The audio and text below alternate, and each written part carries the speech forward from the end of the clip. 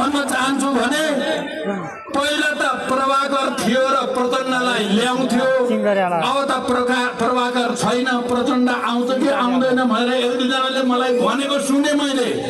म झन् बढी आउँछु रुकुम, अब तपाईँहरूको साथमा झन् बढी आउँछु। अब त म प्रचण्ड मात्रै आएको छैन, माधव नेपालजीलाई समेत लिएर आएको छु। त्यसकारण तपाईँहरूलाई के नपरोस् भने प्रभाकरको अभावमा पार्टी हेडक्वार्टरसँग सिधा सम्बन्ध हुँदैन कि भन्ने तपाईँहरूलाई लागेको छ भने म त्यो भ्रममा नपर्न तपाईँहरूलाई अनुरोध गर्न चाहन्छु।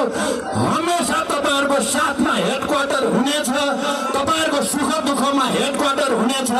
पहिले भन्दा बढी तपाईँहरूका दुःख सुखमा, तपाईँहरूका विकास निर्माणका काममा बरु प्रभाकरले अलि उदण्ड तरिकाले गर्थ्यो। अब त्यो उदण्डता चल्ने छैन।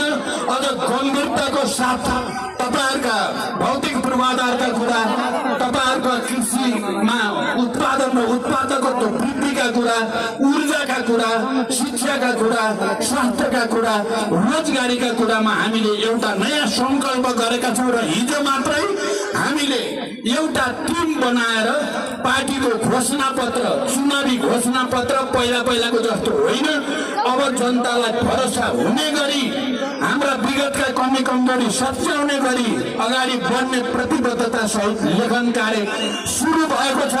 आदरणीय रुकुमेली जनता, म तपाईँहरूलाई विश्वास दिलाउँछु, तपाईँहरूको निम्ति पार्टी हेडक्वार्टरको ढोका काठमाडौँमा सधैँ खुला हुनेछ, कसैले रोकिने छैन। यो विश्वास म तपाईँहरूलाई दिलाउन चाहन्छु। हिजो